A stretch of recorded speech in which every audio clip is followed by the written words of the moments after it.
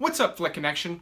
There are a lot of really great World War II movies, but in honor of Christopher Nolan's Dunkirk, I want to talk about the best World War II movies that actually feature a lot of combat.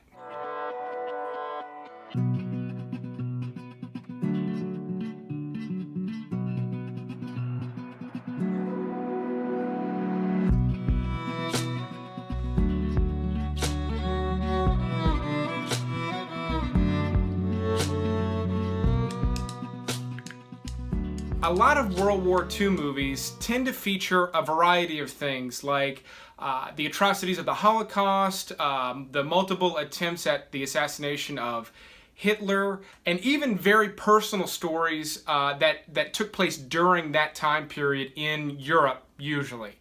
But for this list, I really want to talk about the best World War II movies that feature soldiers in combat, because believe it or not, there aren't really a lot of them. At least there aren't a lot of really great ones. So at the bottom of my list, I've got Enemy at the Gates. It's certainly not the best on the list, which is why it's at the bottom, but it's well worth talking about on a list like this. If you haven't seen the movie, Jude Law plays a Russian sniper. It's actually based on a true story about a sniper that they used as a propaganda piece to help illustrate that they were winning the war. They really pushed his story a lot in the papers just to show that they were being triumphant. It's real similar to the plot of the movie within Inglourious Basterds, the movie about the sniper that everyone was going to see when they tried to assassinate Hitler. It's the same type of movie, except it came out right around 2000, and again, it features Jude Law, Ed Harris, Ron Perlman has a small appearance in it, but it's really well done. The production design is amazing on it. It still looks great today,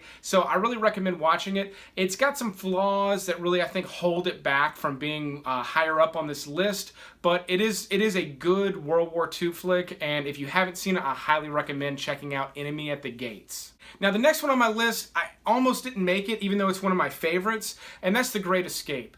The reason it almost didn't make it is because I'm really trying to show soldiers in combat, but this one does fit the mold just because it features soldiers behind enemy lines. They're in a prison camp, and aside from it just being a classic, a good Steve McQueen classic with some classic lines, some classic scenes, Charles Bronson, I could go on. Aside from that, it really does show soldiers fighting for their lives. I mean, they're really it's a family-friendly movie, so there's not a real horrid sense of danger considering you're dealing with Nazis and you're dealing with a prison camp.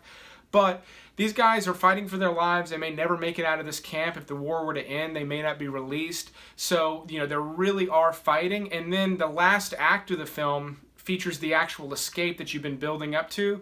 And there's some combat that takes place there. So I wanted to fit it on the list. I wanted to talk about it because it really deserves to be here, even though it doesn't really fit along with some of the other films that we're talking about. It's one of those movies that if you happen to catch it, if you happen to see that it's on, you're going to stop. It's especially if you're channel surfing, there's no way you're going to find something else better than The Great Escape on at that particular moment. So it's a great one to watch. I love to watch this one on, holidays like Memorial Day, things like that. It's just a really great film for those occasions. All right, and we're going to get a little more serious with the number 3 pick, and that's The Thin Red Line. I know a lot of you have already commented on how much you love this movie. It's really well done, but it got overshadowed by the first pick on my list because it is not as good, and it's also very artsy, which I think is great. So it's a Terrence Malick film. If you're not familiar with his name, you might remember one of his more recent films, A Tree of Life. Maybe you liked it or you hated it. That was one of those really polarizing movies. For some reason, a lot of people saw that film. I think it's because Brad Pitt was in it, but people either loved it or hated it. The Thin Red Line is a little bit more of a traditional story, a traditional war movie, where there is not necessarily a plot as much as there's an objective or a series of objectives that soldiers are trying to reach. It's graphic. It's got some graphic scenes in it, but because it's Terrence Malick, he will stop amidst a battle to zoom the camera in on baby ducklings or insects or just the grass moving. He does a lot of that. His filmmaking style is very poetic, and I think he did a really great job with this film where he sort of shows sort of the peace, just sort of the peace that some of these guys maybe found in between these battles. So it's a really great one to watch for that reason.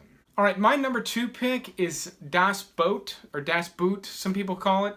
It's actually a German film that takes place on a German sub. So in this film, you are a passenger with the Nazis. Now, really, in order to enjoy this movie, and it really is just incredible the way they made this film, you have to get over the fact that you're essentially on the Nazi side for the duration of this movie. You are and you aren't, but you kind of have to be in order to really appreciate it, because you are, for 3 hours, especially if you watch the director's cut, you are crammed into a submarine with these guys. It's a very, very claustrophobic movie, which is really what it's about. It really is about what it was like to be crammed into one of these submarines for what seems like months on end. I don't know that they ever give you an exact timeline, but they do talk about weeks passing, food gets moldy, but you're always on the sub, except for a couple of exceptions where they either come out to look around, or there's a couple at the beginning where they're not on the submarine yet. There's a couple of exceptions in there, but it's really well shot. The camera moves through this submarine. When there's an emergency, the camera will at times just follow somebody running through the bulkheads, just cramming through these tiny doors and just going. And it all looks great. It really still holds up today. And it's exciting and fun to watch. Even though it's really long in the director's cut, there's not a dull moment.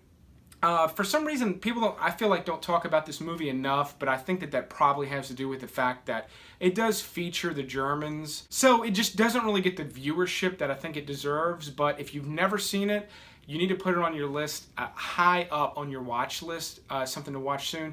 It has been on Netflix. It might be on Netflix in your country right now. It's not currently on there in the US, but it's been on there before. It likely will come back. So highly, highly recommend Das Boot. All right, number 1 should come as no surprise. It is Saving Private Ryan. It seems like sort of an obvious pick, but really when you look at the rest of the list and you think about films that take place specifically in World War II, there are some really great World War I films, Vietnam, but World War II films that take place in battle, it really doesn't get any better than Saving Private Ryan, and not just because of the opening sequence, even though the first 30 minutes of this movie is some of the most incredible war footage ever put on film, if not some of the most incredible footage ever put to film. Steven Spielberg, really this is one of his best. He's got his big franchise movies, his Jaws, his Indiana Jones. This is one of his, I think, best achievements in film, and it really stretches beyond that opening sequence. As amazing as that is, it's an incredible story, and I think the story that they actually tell, with Tom Hanks in the lead, as well as some of the really great ancillary characters, I think sort of the story gets forgotten. I know it does by me. This is a movie that I definitely don't watch this every year. I've probably seen this film every 5 years or so since it's come out, and so I don't necessarily forget it, but I forget the impact that it has, and I forget really just how incredible the whole story is and how epic it actually is, because you really do kind of get hung up on that opening D-Day sequence. So if it's been a while since you've seen Saving Private Ryan, I highly recommend you go back and watch it. I think it'll surprise you.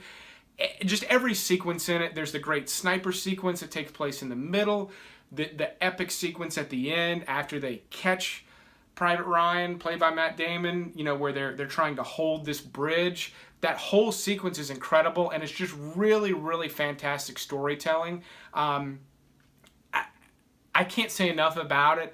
It really, if you think I might be jawing about it a little bit too much, go back and watch it. I think it's easy to forget how good Saving Private Ryan actually is. So in addition to those 5 that I think really are the best, I do want to talk about a couple of others really quickly. One is a really recent one, Hacksaw Ridge.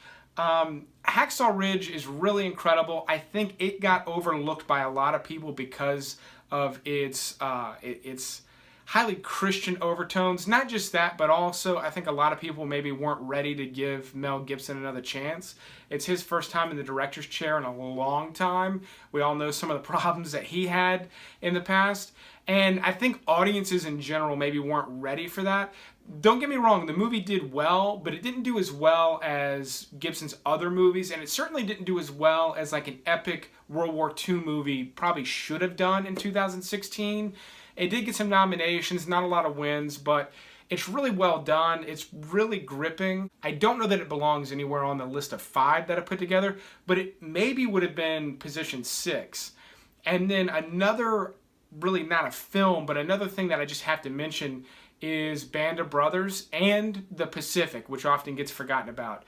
Both of those miniseries done by HBO were done with Spielberg and Tom Hanks as producers, and they're incredible. If you missed either one, I know a lot of people have seen Band of Brothers. If you somehow missed The Pacific, it's worth watching just as much. I will say I think Band of Brothers is the better series.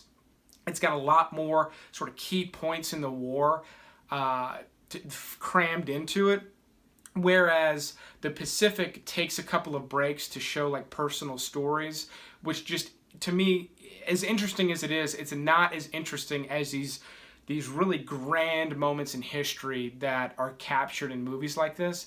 So there's a lot of movies that fit into this category, but those are my favorites. There's several other naval movies out there, but I thought Das Boot is certainly the best of them. If you've got some favorite World War II movies that you want to mention, please let me know about them in the comments. If you go see Dunkirk and you feel like you didn't get enough out of it, or it just leaves you wanting more, any of the movies on this list should kind of help satisfy that itch. So if you like this video, please let me know by clicking the like button. It really is going to help more people see it. Also, subscribe if you're not already a subscriber. And as always, thanks for watching.